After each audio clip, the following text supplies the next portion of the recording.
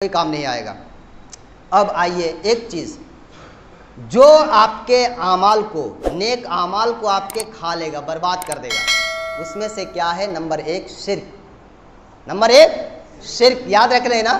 شرک مطلب اللہ کے ساتھ کسی اور کو شریک کرنا۔ جس چیز کا مالک اللہ ہے اس میں آپ اگر کسی اور کو شامل کر لیں، پھر اس کے بعد آپ یہ 5 وقت کی نماز، آپ تہجد پڑھتے ہو؟ رات میں تہجد پڑھتے ہو؟ نہیں پڑھتے ہیں نا؟ کوئی بات نہیں، آپ 5 وقت کی نماز پڑھتے ہیں نا؟ آپ کے لیے جنت میں جانے کے لیے یہی کافی ہے، جنت میں جانے کے لیے یہی کافی ہے۔ لیکن اگر آپ رات بھر تہجد پڑھتے ہیں اور دن میں، مہینے میں 30 بار قرآن ختم کرتے ہیں، اور اس کے بعد اتنی لمبی لمبی داڑھی اور بڑا سا ٹوپی اور لمبا سا جبہ پہن کر کے اللہ کے پاس گڑ گڑا رہے ہیں، لیکن آپ نے اگر اللہ کے ساتھ کسی کو شریک کر لیا ہے تو پھر اس کے بعد اللہ کی نظر میں وہ 0% بھی نہیں ہے، کچھ کام نہیں آئے گا، کچھ کام نہیں آئے گا آپ کا۔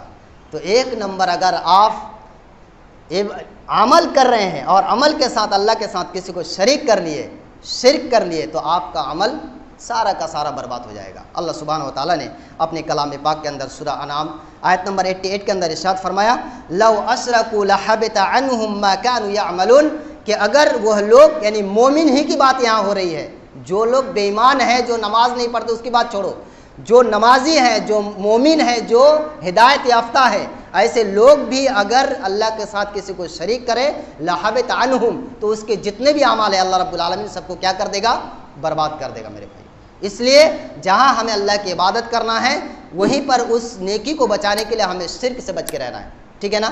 اب رہی بات شرک کس کو کہتے ہیں، تو یہ ہمارے شیخ ہو سکتا ہے کہ جمعہ میں بتائے ہوں یا پھر وہ بتائیں گے، لیکن اگر نہیں تو کم سے کم آپ کی ذمہ داری ہے کہ آپ شرک کو پہچانیں کہ شرک کس کو کہتے ہیں۔ بہت سی کتابیں ہیں، ہمارے نوجوان بھائی ہیں سب پڑھنے جانتے ہیں، کتاب التوحید لو، اس کو پڑھو، شرک سمجھ میں آ جائے گا۔ شرک ہم میں سے اکثر لوگ شرک کرتے ہیں، یہ جو ہم لوگ بیٹھے ہوئے ہیں نا، اس میں سے جو کافر مشرک ہے، جو بے نمازی ہے، جو نماز نہیں پڑھتے، جو داڑھی چلتے ہیں، جو اس کی بات چھوڑ دو، الحمدللہ جو ہم لوگ مومن ہیں، اللہ رب العالمین نے اپنے کلام پاک کے اندر اس کو ارشاد فرمایا، وَمَا يُؤْمِنُ أَكْثَرُهُمْ بِاللَّهِ إِلَّا وَهُمْ مُشْرِكُونَ، اکثر مومن ایمان لانے کے باوجود بھی وہ اللہ کے ساتھ شریک کرتے ہیں، مومن ہونے کے بعد بھی نماز بھی پڑھتے ہیں، داڑھی بھی رکھتے ہیں، روزہ بھی رکھتے ہیں، اللہ کے گھر کو آباد بھی کرتے ہیں، قرآن بھی پڑھتے ہیں، اس کے باوجود بھی اکثر، اللہ نے سب کو نہیں کہا، اکثر مشرک ہے۔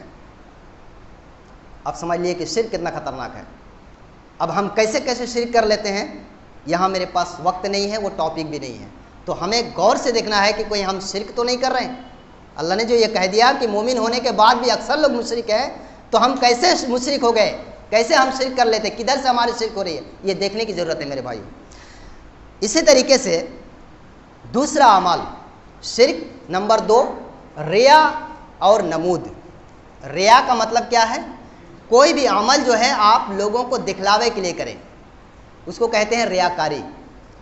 اگر آپ عمل کر رہے ہیں اور ساتھ میں ساتھ ریاکاری کر رہے ہیں تو پھر آپ کا وہ نیک عمل جو ہے بیکار ہو جائے گا، کوئی کام نہیں آئے گا۔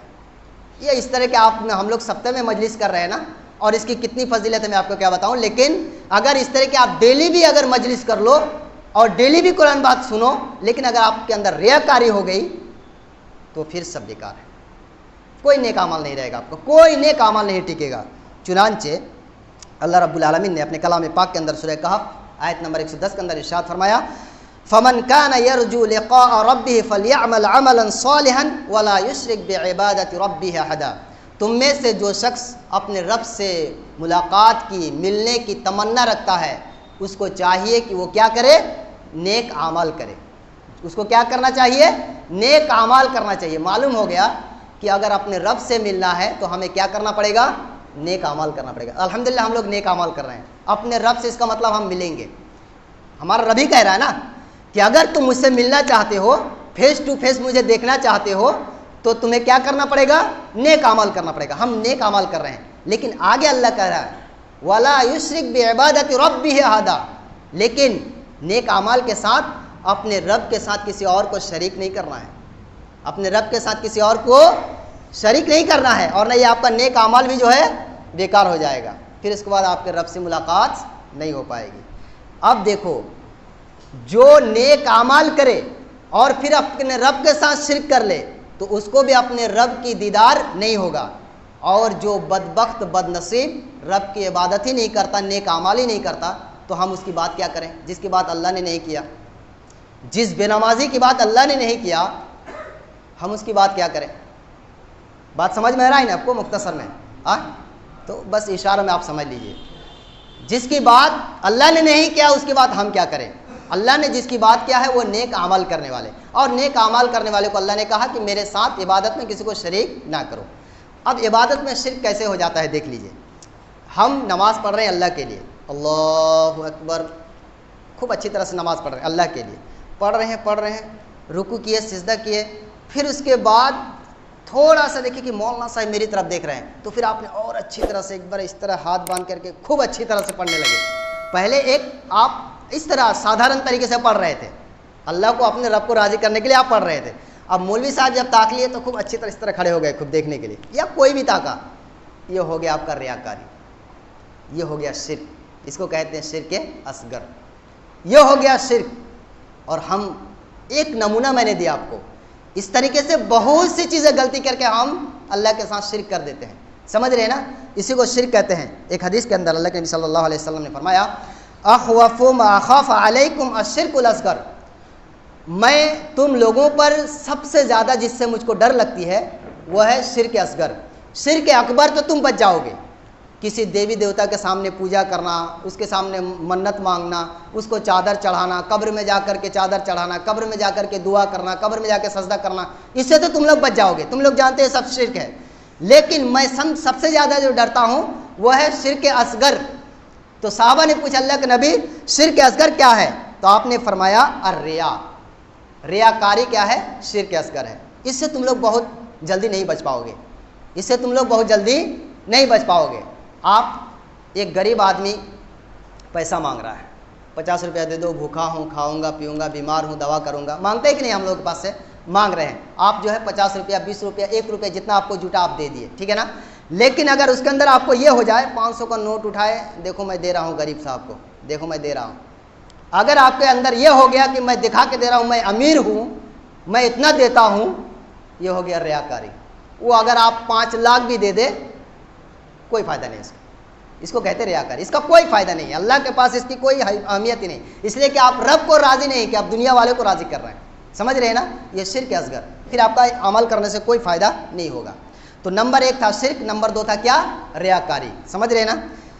اب آ جائیے نمبر 3، آپ کا عمل سنت رسول صلی اللہ علیہ وسلم کے مطابق نہ ہونا۔ آپ لوگ درود نہیں پڑھتے ہیں، اسی لیے تو بریلی لوگ ہم لوگوں کو جو ہے کنجوس بتاتے ہیں۔ نبی سے محبت کا مطلب یہ ہے کہ جب میرے نبی کا نام آئے اتنی بھی کنجوسی مت کرو، اور اتنا بھی دریا دلی مت دکھاؤ کہ مائک لگا کر کے جو ہے گھنٹوں گھنٹوں شروع کر دو، سمجھ رہے ہیں نا؟ تو میڈل ہم کو چلنا ہے جتنا اللہ نبی نے کہا ہے۔ درود بھیجنے میں کتنے ثواب ہیں؟ ایک بار آپ درود بھیجیں گے تو آپ کا رب آپ پر 10 بار بھیجے گا، اللہ اکبر۔ تو اتنا ہمیں کنجوسی کرنے کی کیا ضرورت ہے؟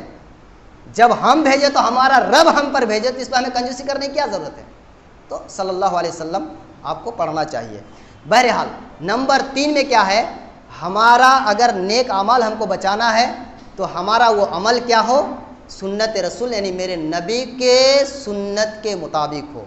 میرے نبی نے جتنا کہا ہے بس اتنا ہی کافی ہے۔ میرے نبی نے کہا جنازہ پڑھو، مٹی دے دو، اس کے لیے اللہم اغفر لی، اللہم ثبت ہو، ثابت قدمی کی دعا کر لو، گھر پہ آ جاؤ۔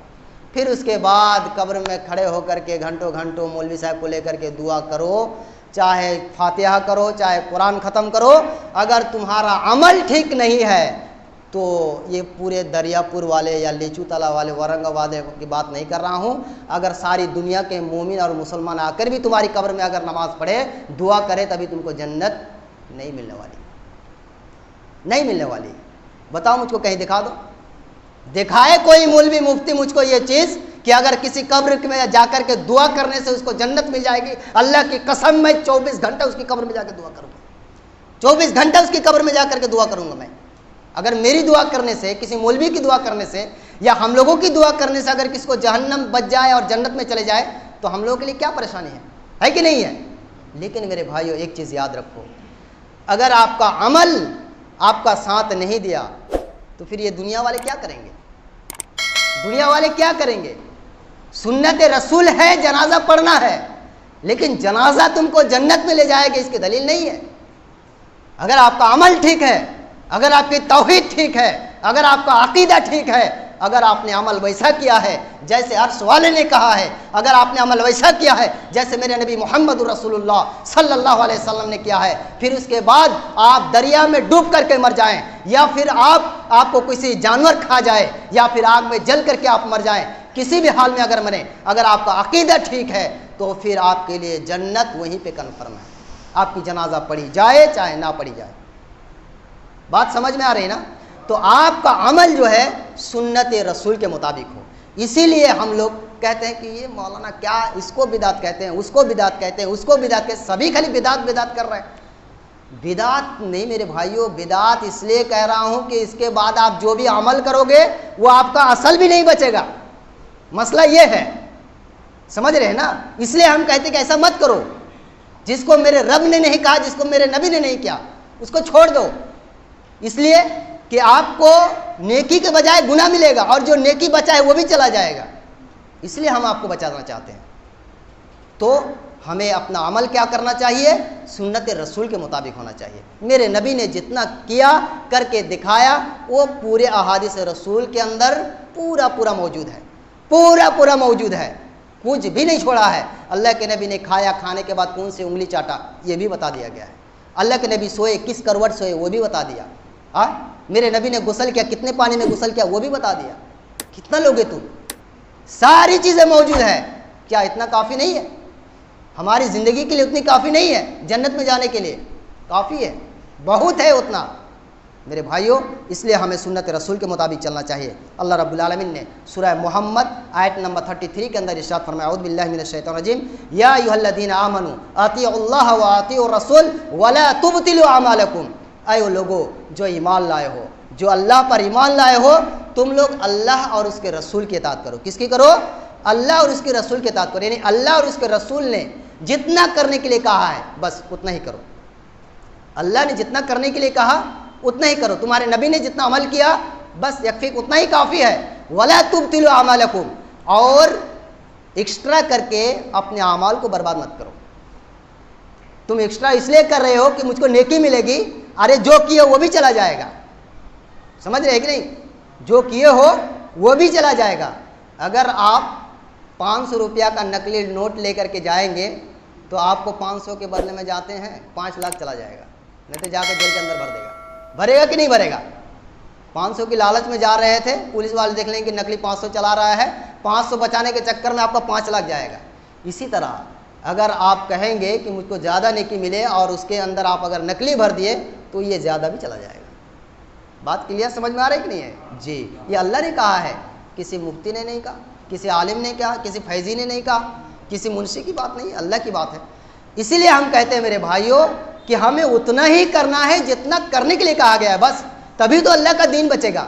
ورنہ ہر انسان اپنی مرضی کے مطابق اپنے دماغ سے کرے تو وہ تو انسان کا دین بن جائے گا، اللہ کا دین کہاں پھر رہے گا؟ تب پھر اللہ کا دین کہاں رہے گا؟ سب تو انسان کا دین بن جائے گا۔ پھر اپنی مرضی سے اپنی مائنڈ سے اگر کام کریں گے تو ہمیں سنت کے مطابق کام کرنا